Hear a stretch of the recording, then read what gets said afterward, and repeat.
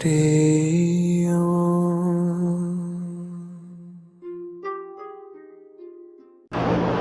प्रसन्नता, हर पल प्रसन्नता। जीवन को दो ही तरीके से जिया जा सकता है, मायूसी, उदासी, हताश, निराश, परेशान, दुख, झंझट, या प्रसन्नता, उत्साह, उमंग, उल्लास। जैसे चाहो वैसे जी लो, ये तो हमारे ही ऊपर है। आप घर से निकले कार लेकर, स्कूटर लेकर, बाइक लेके, आप खुशी खुशी भी जा सकते हो काम पे, अपने आप को कोसते हुए भी जा सकते हो। अपने पे ना कोसो तो प्रकृति को कोसो, ट्रैफिक को कोसो, रस्तों को कोसो, भीड़ है इतनी उसको कोसो, कोसते हो। क्या हो रहा है वहां? कुछ फर्क पड़ रहा है? बाहर ज्यादा भीड़ है तो उससे कुछ उन भीड़ को फर्क पड़ रहा है? आप उन्हें कुछ कह रहे हो तो आप भी कुछ गड़बड़ हो रहे हो, आपकी प्रसन्नता कहीं खो रही है। प्रसन्नता मेरे जीवन का एक ऐसा हिस्सा हो जो पल पल बहे और एक पल भी उससे मैं चूकूं नहीं, चूक ना जाऊं। ऐसा कोई पल जो मैं प्रसन्न ना हो। वो राजा ने अपना जो सबसे बुद्धिमान व्यक्ति था, मंत्री था, राजा को गलतफहमी के कारण से फांसी की सजा दे दी। फांसी अगले दिन शाम को 4 बजे मुकर्रर की गई। उसको फांसी दी गई, जिसको फांसी दी गई वो प्रसन्न है। शाम को उसने दावत बुलाई, सबको मिला। सुबह हुई तब भी पूरा प्रसन्नता के साथ, दोपहर हुई तब भी बहुत प्रसन्न है, क्योंकि उसका स्वभाव है प्रसन्नता का। राजा को भी पता लगा ये तो बहुत खुशियां मना रहा है। 3:30 बज गए, राजा भी आ गया। लेकिन देखता हूं 4 बजे फांसी मुकर्रर है, सब मिला दुला दिया गया है, लेकिन वो अभी इतना प्रसन्न है कि राजा को अपने अंदर हीन भाव आ गया कि मैं राजा, इसको फांसी होने वाली, मैं राज्यों पर राज्य करता हूं, मैं प्रसन्न नहीं हूं, ये प्रसन्न है। तो पूछा कि भैया तेरी मौत नजदीक है और तू प्रसन्न है? तो बोलता है कि फांसी तो 4 बजे है, उसका दुख मैं अभी से क्यों मनाऊं? मैं उसका दुख ही मनाता रहूं क्या? जो जब घटेगी तब घटेगी, जब घटेगी तो घटेगी। हमें पता लग जाए कल को 100 रुपए निकलने वाले जेब से, कुछ भी हो जाए, मृत्यु तक सामने खड़ी हो, लेकिन प्रसन्नता मेरी ना हटे। जब मौत आएगी तब आएगी, मैं तो अभी तो प्रसन्न हूं ना। जब घटेगी तो क्या बिगाड़ लेगी मेरा? क्या बिगाड़ सकती है मेरा? गीता का 2रा अध्याय कहता है आत्मा अजर है, अमर है, और यदि तू आत्म तत्व है तो तेरा क्या बिगाड़ लेगी? तो काहे परेशान? और यदि कुछ बिगाड़ सकती है तो इसका मतलब कुछ बिगड़ सकता था, तो बिगड़ सकता तो बिगड़ जाए तो अच्छा है, तो फिर काहे परेशान जो बिगड़ना ही था। तो हर हाल में दाता का जो शुक्र मनाते हैं, उनके घर खुशियों की होती बरसाते हैं। वो जो प्रसन्नता है वो आपके होठों पर लगातार बहे, जैसे मंदिर में मूर्ति पर बह रही है। कभी देखिए उदास कृष्ण की मूर्ति, बहुत टेंशन में हो, देखी है क्या कभी? हम रोज मंदिर जाते हैं, क्या वो गुण वहां से नहीं ला सकते? एक ही गुण पकड़ लाओ कि मेरे चेहरे, ये जो होठ है ये ऊपर की तरफ हो, ये नीचे की तरफ ना हो। स्माइल भी आप ऊपर की तरफ बनाते हो और मायूसी में नीचे की तरफ कर देते हो। हम अधोगति में क्यों जाएं? हम तो ऊर्ध्व गति में जाएंगे। हम तो होठों को भी ऊपर की तरफ रखेंगे और अंदर भी सब कुछ उत्साह, उमंग, उल्लास, अंदर से ऊर्ध्व गति में रहेंगे। ये प्रसन्नता यदि अंदर बहने लगे तो सारे भाव शुद्ध हो जाएं। लेकिन हमारे अंदर डर पड़े हैं, खा जाता है प्रसन्नता को। भय, न जाने किस बात का भय है, अनजाना सा भय रोज खड़ा है। जो होना है, जब होना है, जैसे होना है, जिस तरह से होना है, जिसके द्वारा होना है, जिस समय होना है, होगा या नहीं होगा। फिर किस बात का डर है और किस बात का डर खाए जा रहा है और मेरी प्रसन्नता को पूरी तरह से तहस नहस किए हुए। पतंजलि कहते हैं मुदिता का भाव लेकर आओ, प्रसन्नता का भाव लेकर आओ और पल पल लेकर आओ। देखो भीतर की सफाई होती है या नहीं होती। जब एसी में बैठे हो तो पसीने नहीं आते जी, जब प्रसन्नता के भाव में होंगे तो दुख कैसे आएगा। और जब आप प्रसन्न नहीं होते तो फिर क्या होते हैं, हताश होंगे, निराश होंगे, किसी डर में होंगे, किसी परेशानी में होंगे, किसी दुख में होंगे, किसी कलह में होंगे, किसी झंझट में होंगे, किसी पास्ट की बात में होंगे। सब कुछ खड़ा होगा, जितना भी अवगुण हो सकते हैं, नेगेटिविटी हो सकती है, जो भी बंधन, जो भी मृत्यु की तरफ ले जाने वाले जितनी भी चीजें हो सकती हैं, वो सब प्रकट हो जाएंगी। एक प्रसन्नता के आते ही सारी भाग जाएंगी। अपने भाव को ही तो शुद्ध करना है। अर्जुन में वो मोह ही तो आ गया था, एक डर आ गया था, तो क्या हुआ, धनुष गिर दिया ना उसने, घुटने टेक कर बैठ गया ना। हमारे अंदर भी ऐसे न जाने कितनी बार ख्याल आता है, क्योंकि प्रसन्नता, उसको तवज्जो हमने कम दी है, उसकी वैल्यू कम की है। हमने डर की कीमत ज्यादा की, हमने खुशी की कीमत कम की, हमने जीवन की कीमत कम की, मौत की कीमत ज्यादा की, इसलिए मौत का डर सताता है। यदि जीवन की कीमत ज्यादा की होती तो प्रसन्नता होती, डर किस बात का है। ऐसा क्या हो सकता है जो नहीं होने वाला है? ऐसा कुछ हो सकता है जीवन में जो नहीं होने वाला है? ऐसा बताओ, ऐसा क्या होने वाला है जो नहीं होने वाला है? होने ही वाला है। धरती पर 7 अरब लोग हैं, 100 साल में सब नए हो जाएंगे। तुम भी नए हो रहे हो तो उसमें क्या चिंता कर रहे हो, सारे नए हो जाएंगे। 100 साल बाद आज का कोई एक चेहरा दिखाई देगा क्या जो आज है? सोचो, 7 अरब नए चेहरे, तब तो शायद 8-9 हो जाएंगे, कुछ नए चेहरे आ चुके होंगे, नए लोग आ चुके होंगे। तो किस बात का डर है कि शरीर चला जाएगा? न जाने कितने प्रलय आए हैं, तूफान आए हैं, आंधी आई है, न जाने कितनी चोरियां हुई है, डकैतियां हुई हैं, न जाने किस किस का माल लूटा है।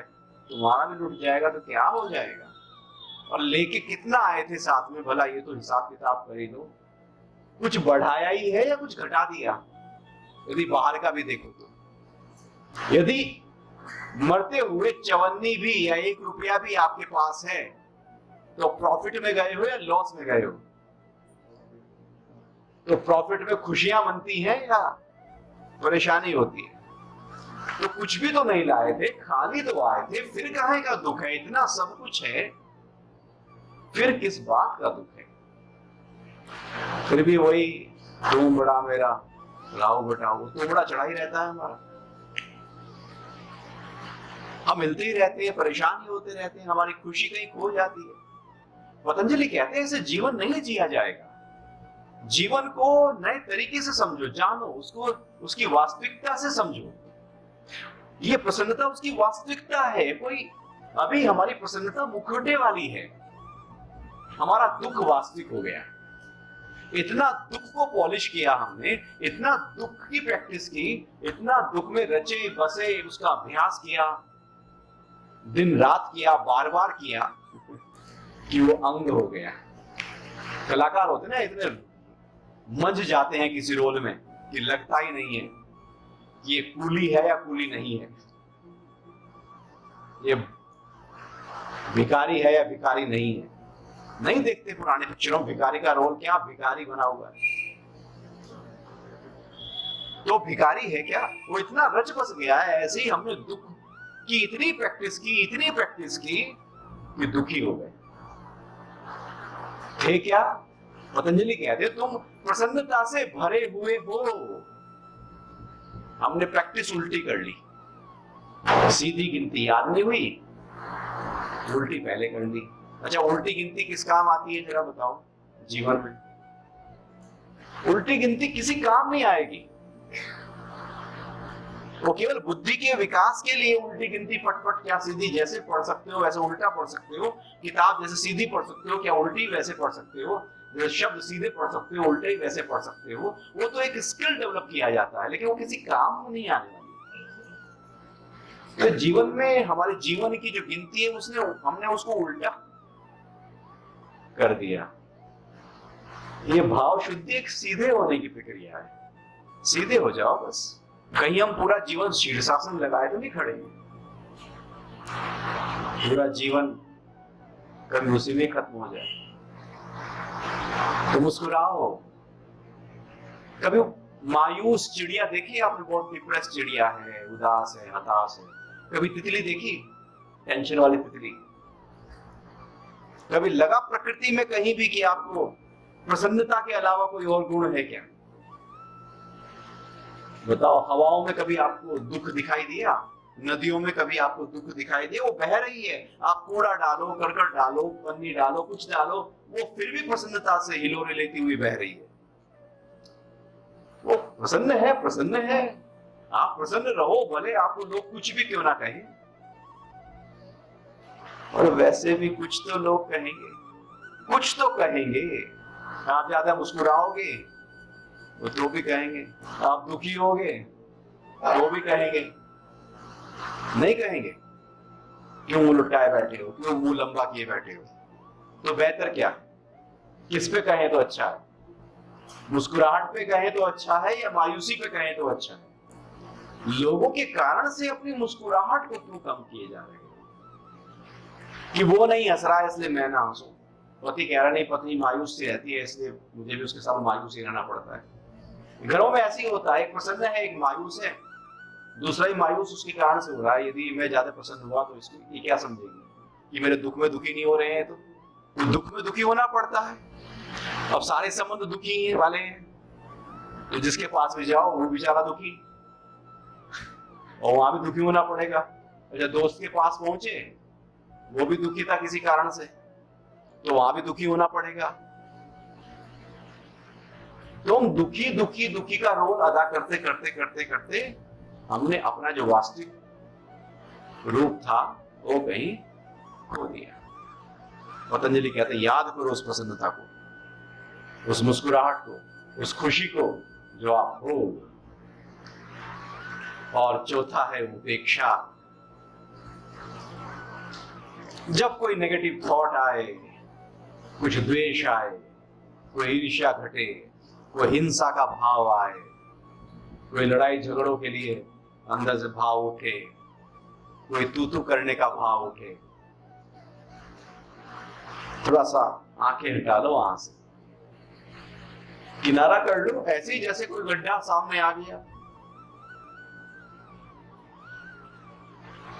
अब आप जा रहे हो बाइक से, गड्ढा सामने आ गया, तो आप क्या करते हो? बाइक से उतरते हो, गड्ढे से तैरते हो, तैर के गड्ढे के पार जाते हो क्योंकि रास्ते में आया है, या बाइक को भी गड्ढे में उतार देते हो क्योंकि रास्ते में आई है। ऐसा नहीं करते।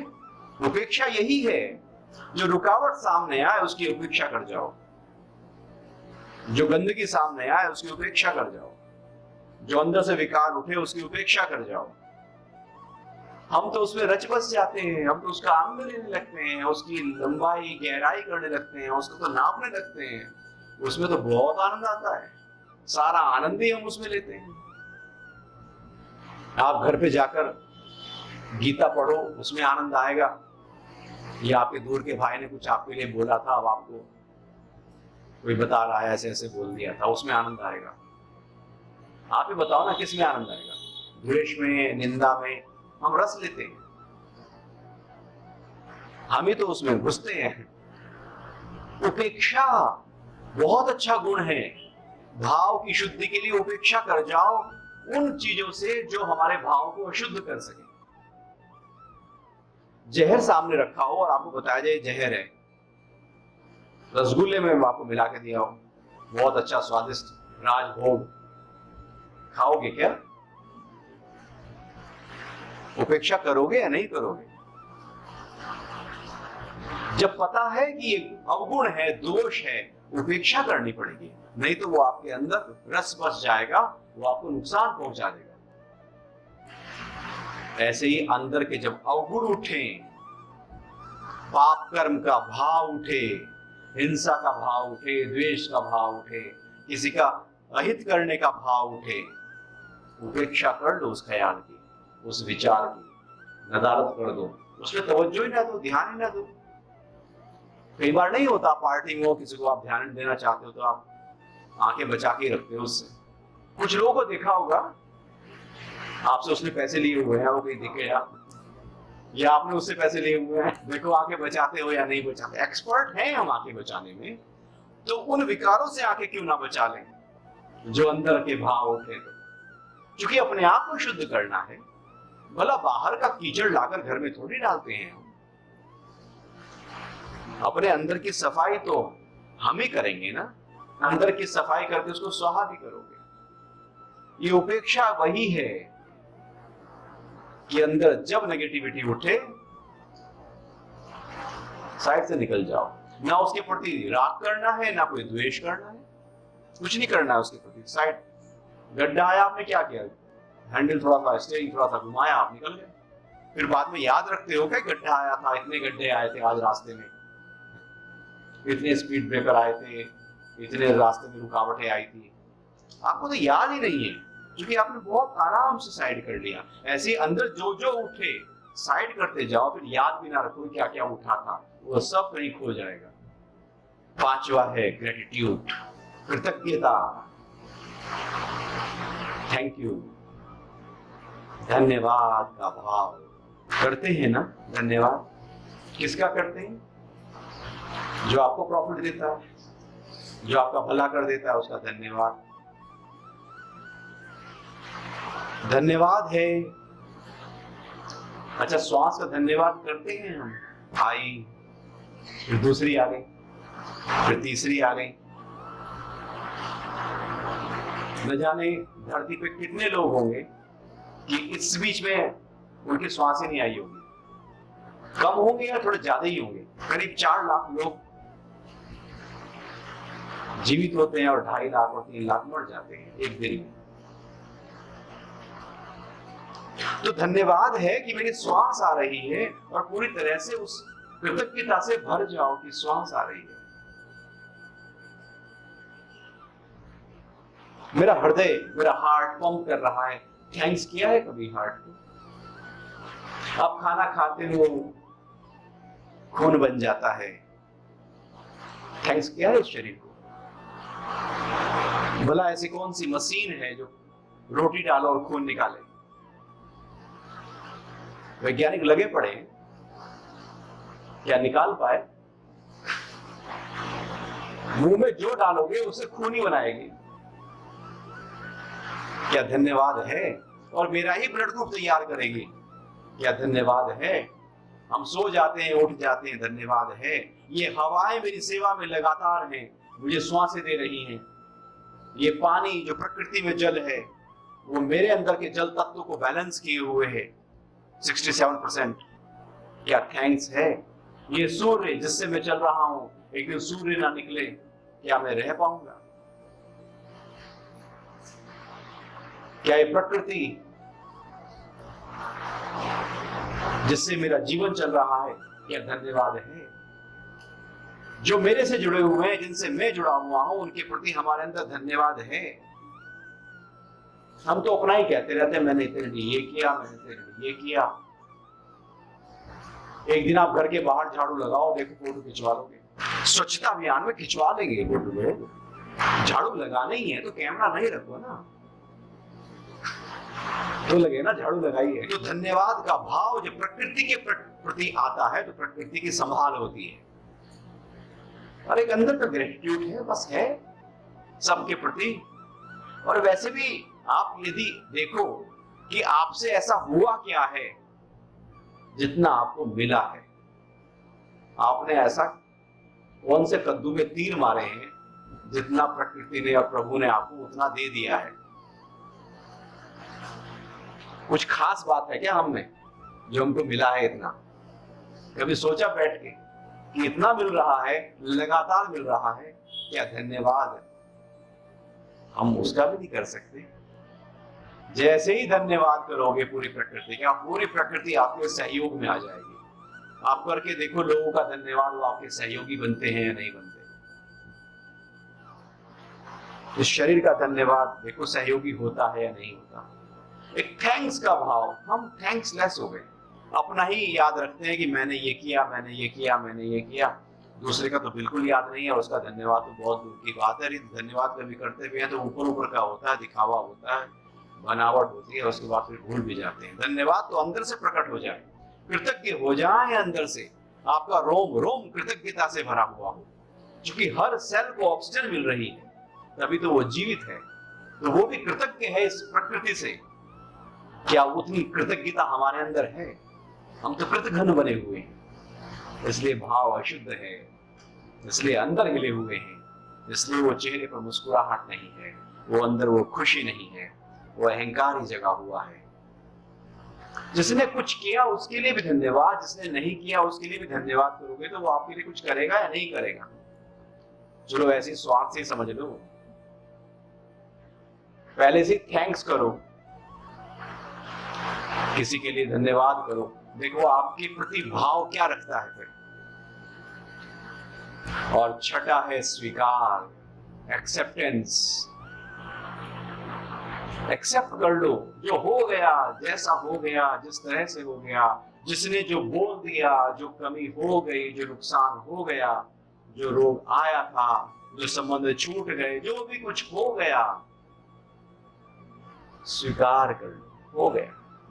देखो कितना आराम अंदर आ जाएगा। और पक्का कर लो कि जो भी कुछ होगा अच्छा ही होने वाला है। भला कुछ बुरा होता है क्या?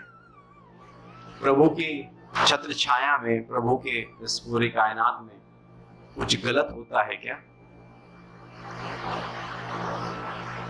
हो सकता है उसकी लीला में। हम कहते हैं ये गलत है क्योंकि वो मेरे हिसाब से गलत है। उसके हिसाब से पूछो वो गलत है या सही है। उस ऊंचे नजरिए से देखो कि वो गलत है या सही है। हम तो एक छोटे नजरिए से देख रहे हैं। स्वीकार कर लो सब कुछ जो घटा है, जो घट रहा है, जो घटने वाला है, पहले से ही स्वीकार और परम स्वीकार करके बैठ जाओ। देखो आपके अंदर हलचल, सारी हलचल जो थी सब थम जाएगी, सब शांत हो जाएगी। आप जो स्वीकार नहीं करते हो तो बहुत अंदर हलचल होती रहती है। कोई नुकसान हो जाए आपका, ज्यादा भी नहीं, 100 रुपए का ही पकड़ लो और आप उसे याद करते रहो, एक्सेप्ट नहीं करो आप 100 रुपए को। 10 साल तक यदि एक्सेप्ट नहीं कर रहे हो तो 10 साल तक उस 100 रुपए के खोने की पीड़ा आपके अंदर आपको हिलाती रहेगी कि उसने 100 रुपए मेरे से ज्यादा ले लिए थे। आपको याद रहेगा, मैंने उसे दिए थे, उसने वापस नहीं करे। आपको याद रहेगा? नहीं याद रहेगा?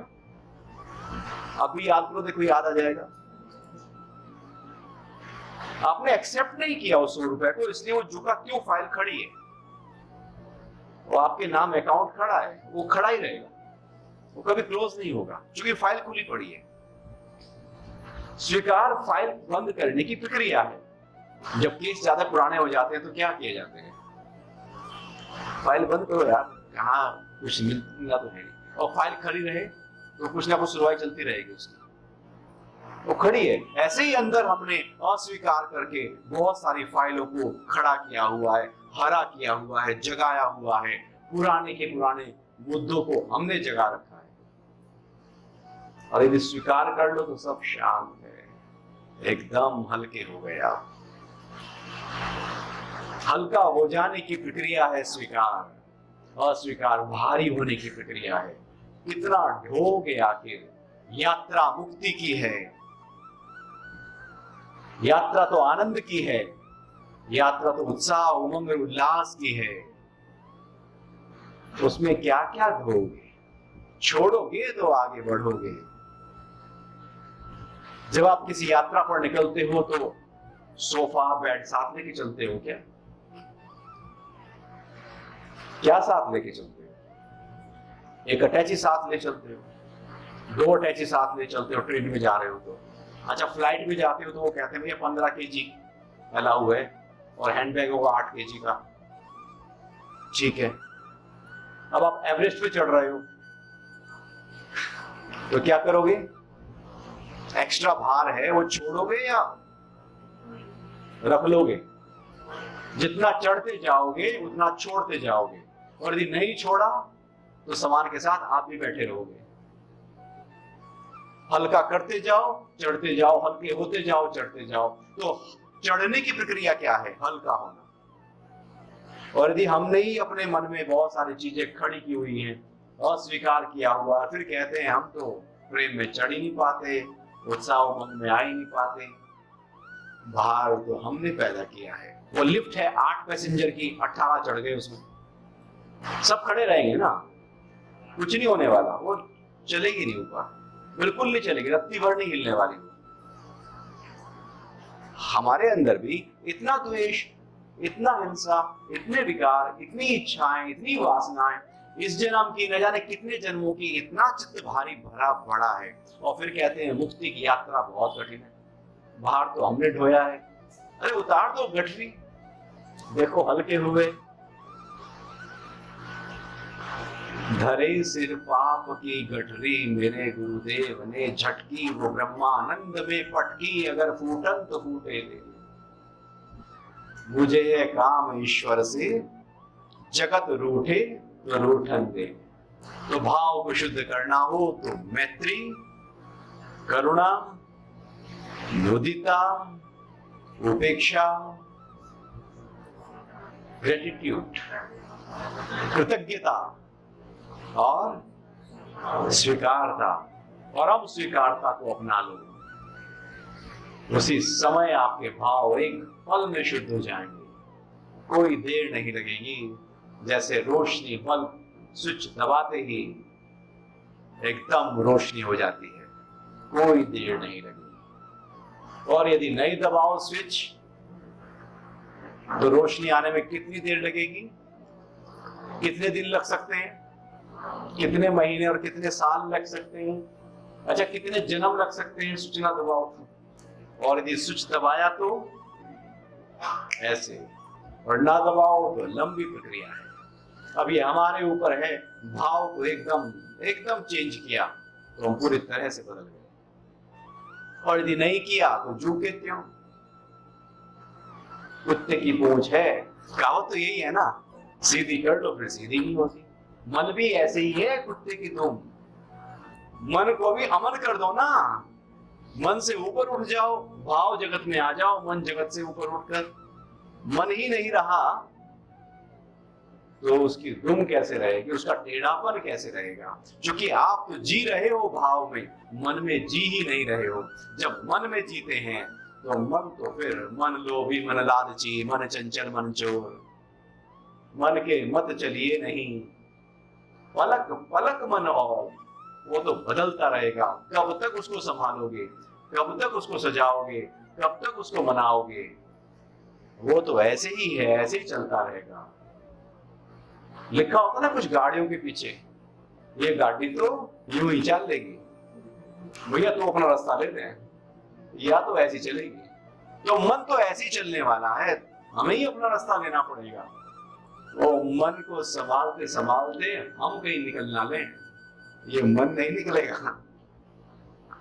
इसलिए भाव जगत में आ जाओ।